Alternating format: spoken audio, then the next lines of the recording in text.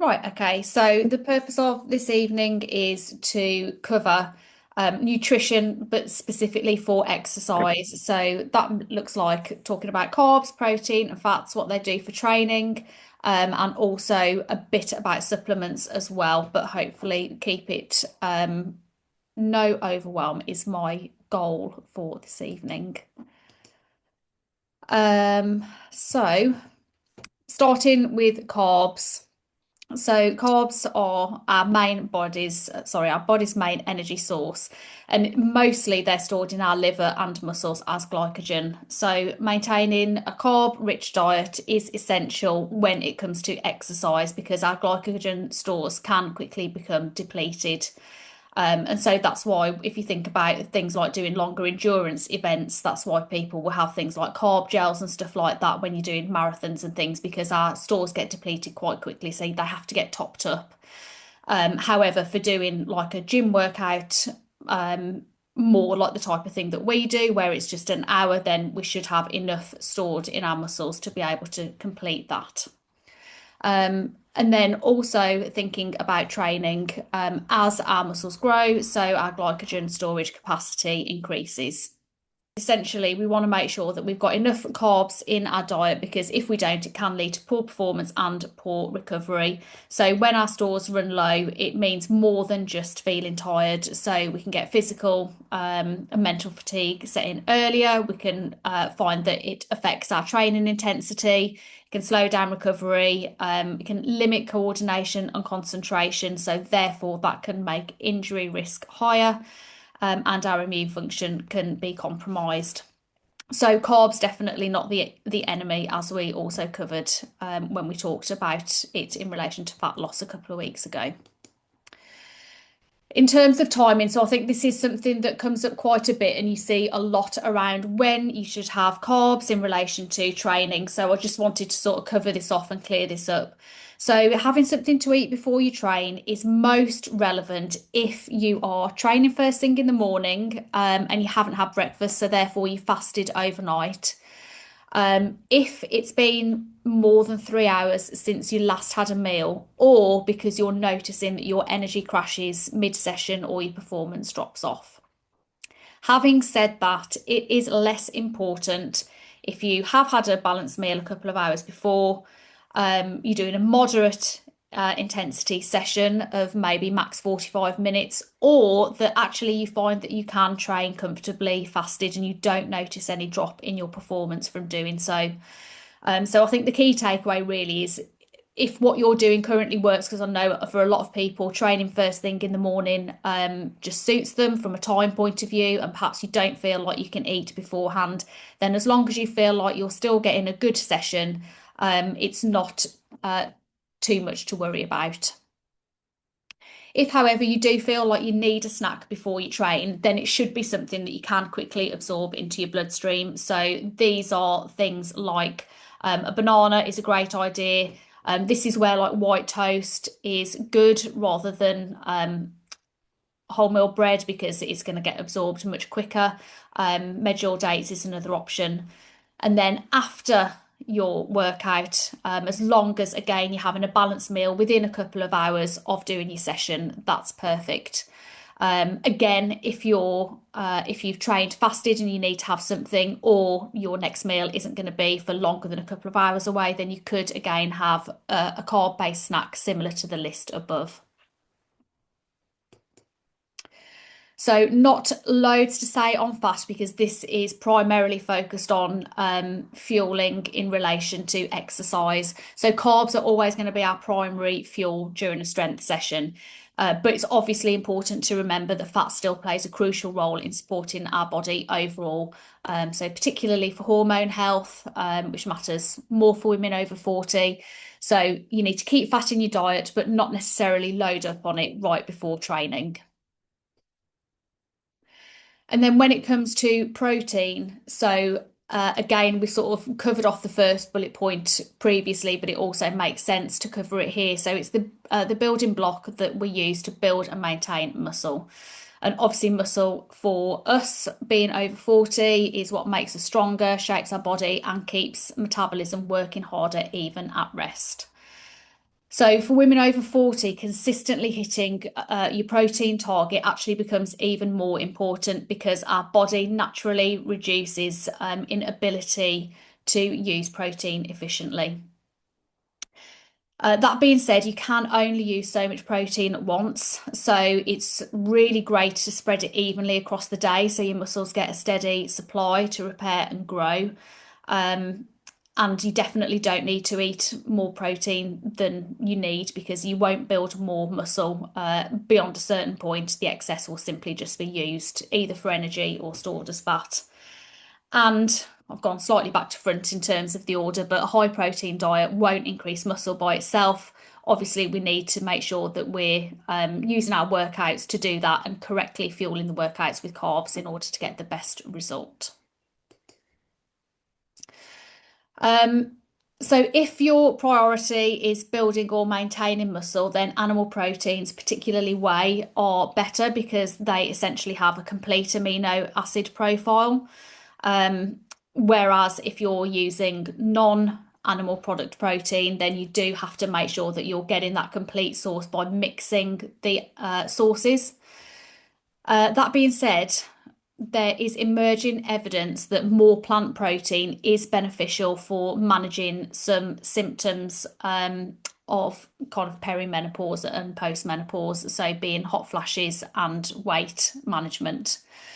So it feels like a bit of a contradiction for us because obviously we want to build and maintain muscle, but we also want to make sure that we're managing our symptoms as we age as well. So I think the sensible approach really is just to make sure that you try and include both in your diet so that you can then hopefully benefit from what each of those does well. So animal protein for muscle building and then more like soy protein for symptom support. And that would be things like tofu, edamame beans, soy milk would be like the easiest ones that spring to mind. And then moving on to supplements. So I'm talking specifically here about supplements that are linked to exercise and strength training. And I will do a separate session over the next few weeks, thinking more specifically about vitamins and minerals. So these are just the ones that are linked to exercise. In terms of general advice before we get into it, I would always say that we should be aiming to get everything that we need out of our diet. So if we have a varied diet, it will give our body everything we need most of the time. And therefore, supplementing is often filling a gap that just isn't there. Second point is not to fall for the hype. So obviously there are loads and loads of things on the market, but you really do have to look past that. If it's not something that I talk about in this presentation, then I would say it's probably something that is currently less researched, less evidence, and is more about marketing hype. But when it comes to research, we should always be looking for it having been published in a reputable journal rather than just the manufacturer's claims.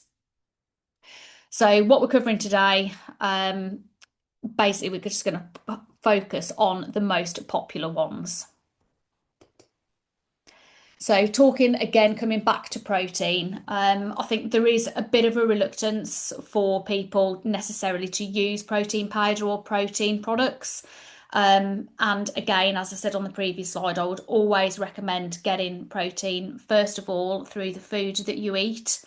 That being said, if you're struggling to get to your protein target from doing that, then obviously using a powder or a protein bar or whatever will help you to get to that target. And there's absolutely no harm in doing that.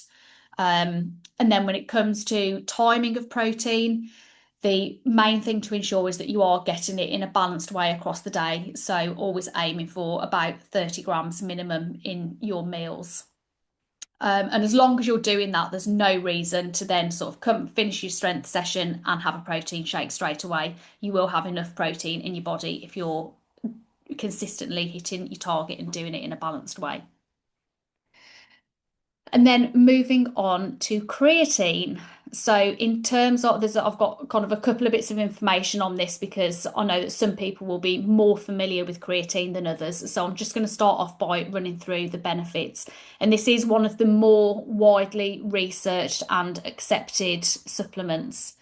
So benefits being that it helps you perform better in short bursts of strength and power. So thinking mainly for us, that would look like heavy lifts, and might mean that you could typically perform a couple of extra reps or go heavier on your weight before fatigue would otherwise set in. And it also can help recovery between sets as well, so that you can maintain that quality into the next set. So, in terms of a bit more information about creatine itself, it is found naturally in meat, poultry, and fish, but our diet does typically only provide about 60 to 80% of what our muscles capacity is. And while you could say, oh, well, surely we should just eat more meat, poultry, and fish then. Obviously, if we do that, that means that we're, particularly for us being in a calorie deficit, that's going to mean potentially that we're then sort of going way over on our calories in order to try and get that creatine level up. So it is usually therefore taken as creatine monohydrate, frequently on its own, or if it's been added to other products like sports drinks or meal replacements. Again, sort of widely reported, I think, and there's a bit of a fear around creatine makes you put on weight. Well, it typically will cause an initial weight gain, and that's just because it's drawing the water into the muscle cells, and that doesn't mean that you're putting on fat. Over time, of course, that should settle, and then any lasting weight gain should be really a reflection of the increased muscle mass. And it is considered generally to be safe for healthy adults, but if you do have any existing liver or kidney concerns, then you should speak to your doctor about that before taking it. And then when it comes to dosage, there's basically two ways that you can start taking creatine. The first way is to do like a preload over a week or two, where you're increasing the dose in order to get yourself to sort of that maximum level quicker. So then you'd be taking 20 to 25 grams a day, or you can just do the steady approach. So if you're not in a rush, you can just start with the normal daily dose, but it would then take around 28 days to reach that same saturation level. And obviously then once you're at maintenance, you would just look to have sort of between 2 and 5 grams per day to keep topped up. Neither approach I don't think is considered better. It's just obviously depends on how fast you want to start seeing the results. Moving from creatine to caffeine. So a couple of points on it. This obviously caffeine is something that most of us generally have anyway, but is linked to alertness, endurance, and output. So generally considered like a safe thing to do as long as we're not then pushing ourselves over what I would call a reasonable consumption. So we want to make sure that we're not really having more than 4 cups of coffee a day. And of course, because we know that it can affect sleep quality, only really is going to work for workouts that are in the morning. Um, Having said all of that, if you already regularly drink coffee, you're likely to see a much lower impact on performance. So I think kind of for athletes, you tend to get a much better result if you cut out caffeine for 7 days and then you have a coffee before like a particular event or competition. And vitamin D is the last one. So, and again, because particularly this one is more linked to exercise. So we know that between October and March, we don't get very much sunlight here in the UK. So therefore, it's harder for our body to make the vitamin D that we need. So if we're considering supplementation, then it's obviously going to matter more during those months. But it supports bone health, immune function, and muscle strength, hence why I've included it in this presentation. Low levels are linked to a higher risk of stress fractures and getting ill more often as well. And if we think about how we can get it through our diet, that would look like oily fish, egg yolk, mushrooms, and some cereals. Though that alone in winter, you would still struggle to cover the gap. So in terms of kind of recommendation by the NHS, are 10 micrograms a day for everyone in autumn and winter, and year round for more at-risk groups, which can actually include women over 40, and so on. But again, definitely get tested rather than just going straight in for a supplement if you do suspect that you have a deficiency. And that is the end of my slides. So